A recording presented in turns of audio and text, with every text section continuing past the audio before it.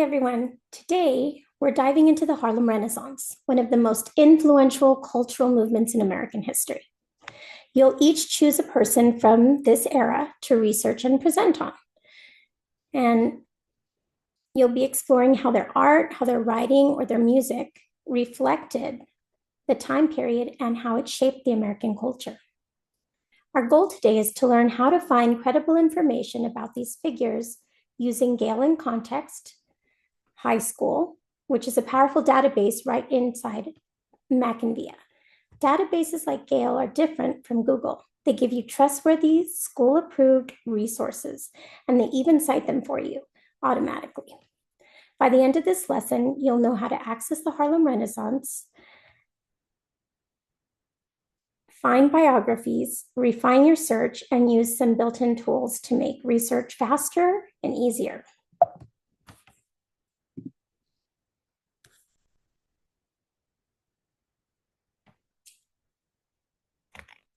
Your US history teacher has asked you to search a key figure from the Harlem Renaissance.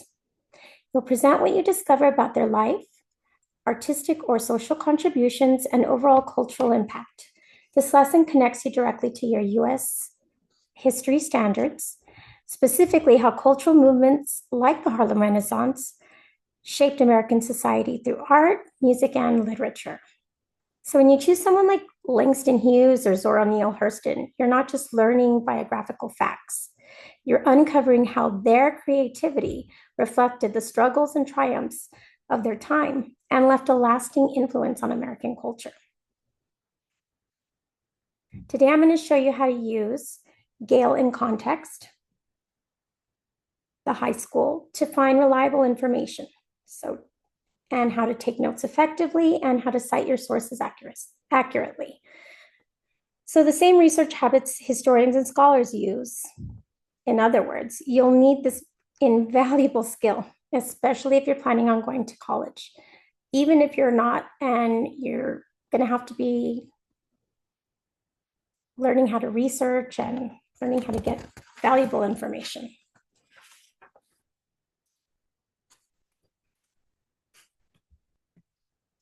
So, why should we use Gale? Now, let's talk about why. The database pulls together reliable biographies. It references articles, it gives images, videos, and primary sources, and it's all specifically curated for you. Unlike random Google, everything here has been fact-checked and is safe to cite.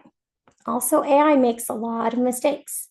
Plus, it has amazing features to make your research easier, like citation tools, saving to Google Drive, and even read aloud options for accessibility. So let's jump into Mackinvia together so I can show you how to find your Harlem Renaissance and how to figure out how to use a few advanced tools to make your search faster and more effective. So I'm already in Mackinvia. You're going to have to use your student credentials to go in. Once you're there, you'll go into Explore, Databases, and you're going to find Gale-in-Context High School. So make sure you select the right one and open now. So here you have lots of interesting information and places you can go and click on.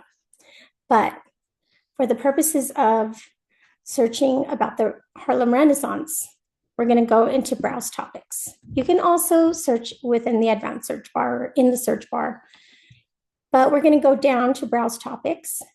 And as you saw, it was right here under the little light bulb. I'm going to go down, down, down, and it's very nicely in alphabetical order. And, ooh, Halloween, Harlem Renaissance. So this has a really cool overview.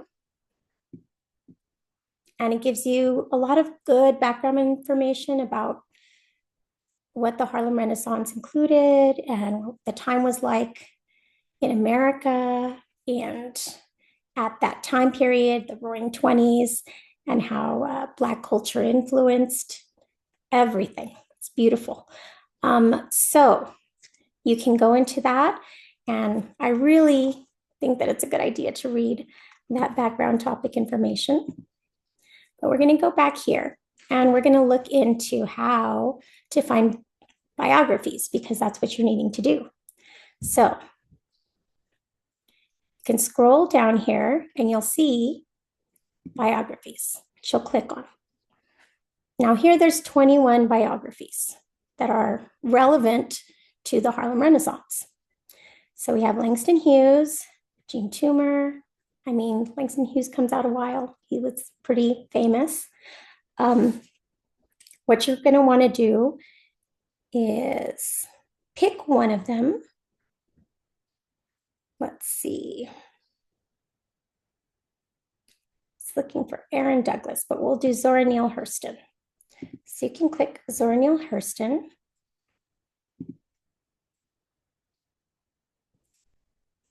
And if you go into Zora Neale Hurston, you'll see that it has an article, and it has related articles here.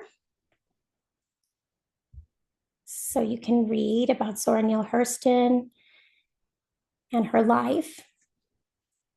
Now here, from here, you can also do some really interesting things with this database, some very helpful things. So one of the helpful things that I found was translate. Now the interface is what gets translated.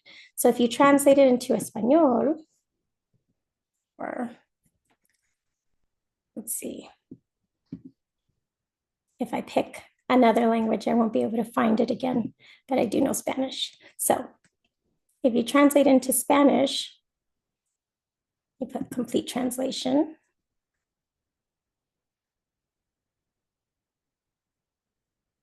And here it is, all in Spanish. And then you can go back to the original language as needed. You can also make the font size bigger, larger. I know that I need glasses at this age. You probably don't. But I found something very cool. Even if you have issues with dyslexia, you can go into the dyslexic, and this is dyslexia friendly, so it can really help those that need help with their reading. It also has a really interesting listening feature, and it'll read the entire article for you. You can even change the speed, change the voice. It's really cool. So if you were to cite the source, let's see you like this article about Zora Neale Hurston, and you wanted to cite the source. It's right up here in quotations, cite. And you can do MLA. That's usually for literary research, APA. Chicago, that's music research usually, but your teacher, your professor will always give you the same requirements of how they want you to cite the source. So it's very important that you cite it correctly. You can even send it to your Google Drive, which I think is amazing. You can send everything to your Google Drive. And you just give them access. It'll go directly into your account, your school account for your Google Drive. And it's in there. So you can always go back to it if that's the one you like. You can also highlight and take notes. So here's a really cool feature. So you get something that you think is interesting. Let's see. There is some debate over when the Harlem Renaissance began. And I like lime green. And then I can put a note. Look further into this.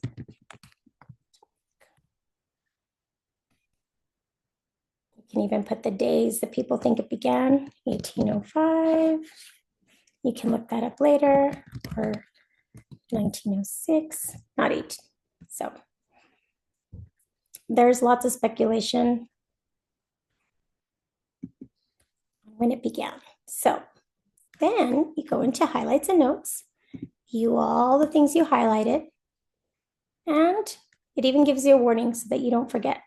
You can send this to your Google Drive. You can also email it in your OneDrive, and there it is for you.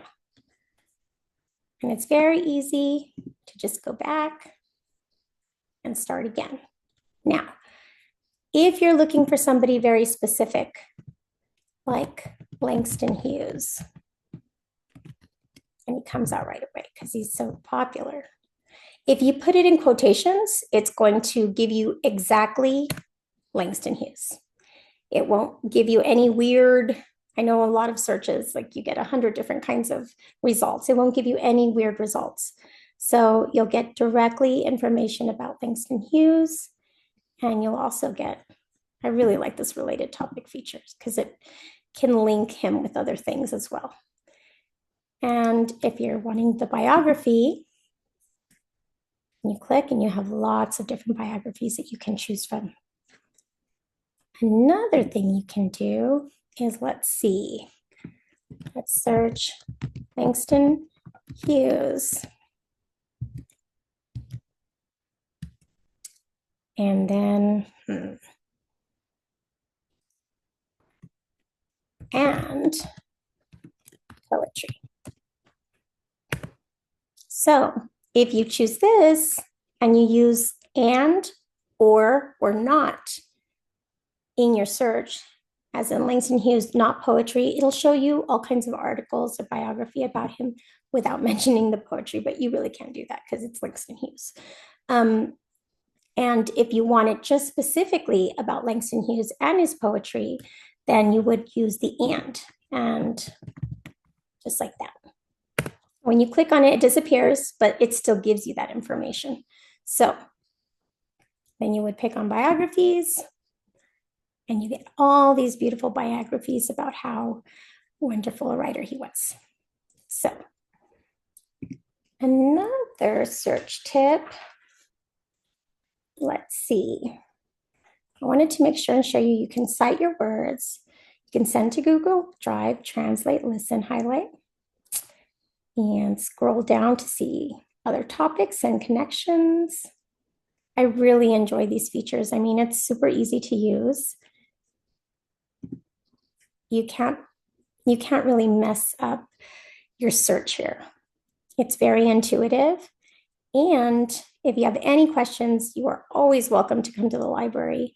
I really love looking up this stuff. It's so interesting, just the interfaces. So to help you, let's get back into our presentation.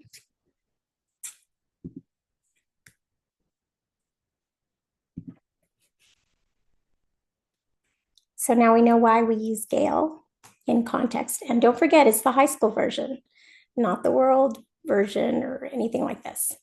So it does give you curated information, built-in tools, great translation, and amazing saving options. It'll also save the entire article if you need it to onto your Google Drive.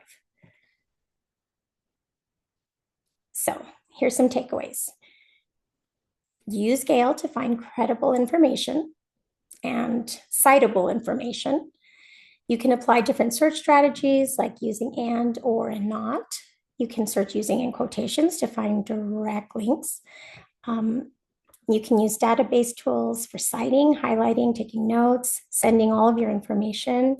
And it also helps with comprehension, like the dyslexia piece and the read aloud, because I don't know about you, but I got to do so much stuff. So I just listen to it and I can continue doing laundry or whatever it is that you like to do. So to help you out, I created this one-page digital handout. You'll find it linked in your class Canvas page. It includes the step-by-step processes we covered, plus some quick reminders for search tips and databases. And you'll be able to use it while you're researching or when you're working on your presentation. I highly recommend printing it out in black and white because that's a lot of ink. So you're now ready to explore the Harlem Renaissance like historians and scholars. Remember to start by choosing your figure and then diving into the Gale database. So don't forget to save your notes and your citations. That will make your presentation much easier later. If you ever get stuck or you can't find what you're looking for, just reach out to me. I'm your librarian, and I'll help you refine your searches, and I'll help you remember that great searches start with curiosity and strong search skills. So good luck, historians. Can't wait to see all the amazing things you uncover.